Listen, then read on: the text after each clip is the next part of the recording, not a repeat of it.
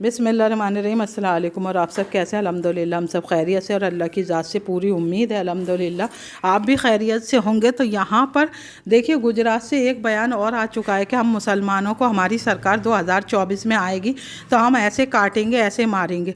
तो क्या गुजरात में पहले मुसलमान नहीं मरे थे? तो जैसे काटना है, जैसे मारना है, आप मुसलमानों को काट दो, मार दो। लेकिन जो ये घटिया तरीके की गंदी बातें हैं जो आपकी गंदी ज़बान से निकलती हैं, और आपके जहन इतने गंदे हो चुके हैं, मतलब कीचड़ से भरे हुए गंदे नालों में आपके जहनों को डेवलपमेंट हुआ है। तो आप मुसलमानों को जो करना है वो कर दें, ये समझ लीजिए। आपको कोई इस बात से प्रॉब्लम नहीं होनी चाहिए। और ये बात मुसलमानों को बता बता के कि आप उन्हें डराना चाहते हैं, तो मुसलमान किसी से नहीं डरता है। आप ये बात अपने जहन में रख लें। क्योंकि जब मुस्कान के लिए वो एक अकेली ने स्कूटी पार्क की और इतने सारे संगी, मतलब वो संगी ही हैं जो भागते हैं, जो दरिंदे होते हैं ना, कि एक लड़की आई और इसे टारगेट करो, इसके पीछे भागो। तो मसला क्या था आप बताइए? मसला था क्या? मतलब मसला ये था कि ये लड़की आई है, इसका हिजाब उतरवाएंगे, खींचेंगे, इसको पकड़ेंगे, यूँ करेंगे। तो ये जो गंदी सोच है ना, ये सिर्फ आपकी है। मुसलमानों में तो सिर्फ बहन बेटियों की इज्जत होती है, ना कि अगर मुसलमान लड़के भी खड़े होते ना और कोई साड़ी वाली हिंदू लड़की आ जाती या किसी भी ड्रेस में आ जाती, तब भी मुसलमान उसकी तरफ नहीं भागते। आप ये समझ लीजिए। क्योंकि मुसलमानों ने ना देश के लिए भी बहुत कुर्बानी की है। तो मुसलमानों को आप ये कह के मत डराएं कि 2024 में आए तो हम ऐसा कर देंगे। तो देखो, 2014 से 2022 तक अब भी आपका वजूद यहीं है। अगर आपको काटना है, मारना है, आपने मारे भी हैं, काटे भी हैं, लेकिन डराने से कोई फ़ायदा नहीं है, क्योंकि मुसलमान डरने वाला नहीं है। आप ये बात अपने जहन में रख लीजिए। और गंदी राजनीति करनी है, रोटियां सेकनी है, खूब सेकें आप अपनी बतौलों से, तो इससे कोई फ़र्क नहीं पड़ता है। लेकिन आप ये बात याद रखें कि जो मुसलमानों के हक़ का हिस्सा है ना, वो ले लेंगे। अल्लाह ने चाहा इंशाअल्लाह ताला अज़ीज़ इंसाफ ज़रूर होगा। जब तक आप हैं सत्ता में, ऊपर वाले ने लिख रखा है आपको जब तक राजनीति करनी है। उसके बाद जब आपकी सरकार बदलेगी तो फिर से सब चीज़ें बहाल हो जाएंगी। तो ये कोई मुद्दा नहीं है कि हम मुसलमानों का ये करेंगे या वो करेंगे।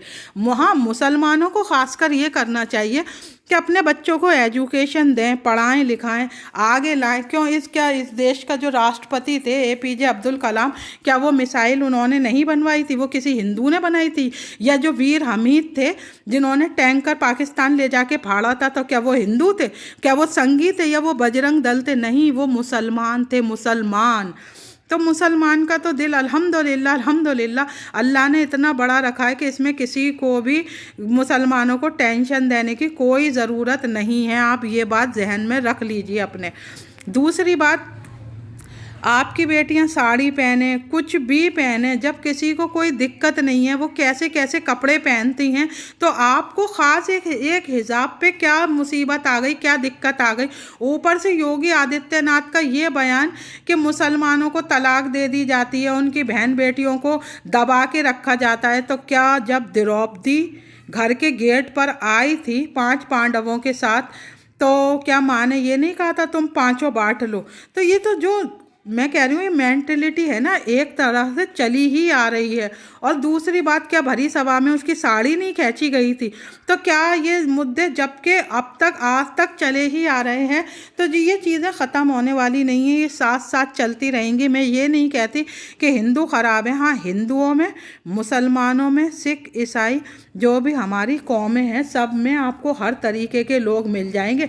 अच्छे भी मिल जाएंगे और गंदे से गंदे भी मिल जाएंगे। तो उससे आप लोग टेंशन बिल्कुल भी ना लें।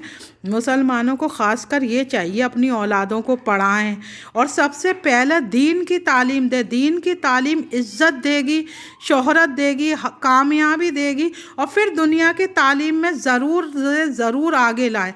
क्योंकि कोरोना में आपने देखा है कि स्कूल कॉलेज काफ़ी बंद रहे हैं और बच्चों की पढ़ाई को लेकर बहुत नुकसान हुआ है। तो इससे अपने बच्चों को आप घर में ट्यूशन दें, या बाहर भी आपको बच्चों को पढ़ाना पड़े तो बाहर पढ़ाएं, तो कोई दिक्कत नहीं है, लेकिन बच्चों को पढ़ाएं ज़रूर। क्योंकि जब हमारे बच्चे पढ़ेंगे तो वो अपने हिस्से का हक़ खुद ही ले लेंगे। जो संविधान में हम सबके लिए खुले राइट्स हैं, सबके फंडामेंटल राइट्स हैं, सबको बोलने की आज़ादी है, हर एक को सब बात करने की खुली आज़ादी है। तो इसके लिए चाहे हिंदू हो चाहे मुसलमान, अल्लाह ने सबको आगे रखा है।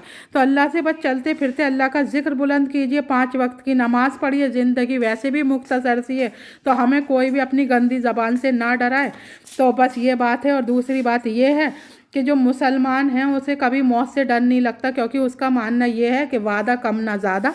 मतलब कि अगर अल्लाह ने लिख दिया है ना कि इतने बज के इतने मिनट पे आएगी, इस जगह आएगी, तो वहीं आएगी मौत, उसके अलावा कहीं नहीं आ सकती। हर बात तय है।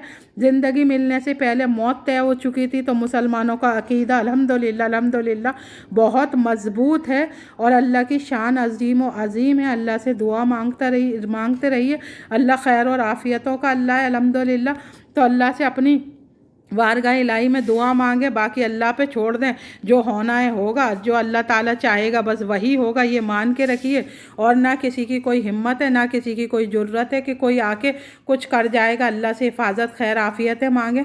तो गाइज़ यहीं तक था मेरा वीडियो। अगर वीडियो पसंद आए तो लाइक कीजिए, मेरे चैनल को सब्सक्राइब कीजिए और घंटी के बटन को दबाना ज़रूर से ज़रूर याद रखिए, क्योंकि आपको याद सिर्फ ये रखना है कि आप सबको मुसलमानों को बढ़ावा देना है। अगर आप मुसलमानों को इंशाअल्लाह ताला अज़ीज़ हर फील्ड में बढ़ाएंगे ना, तो वो आगे ही आएंगे, ना कि पीछे जाएंगे। और मुसलमान की सबसे बड़ी जो खासियत है ना, एक दूसरे की मदद करना है।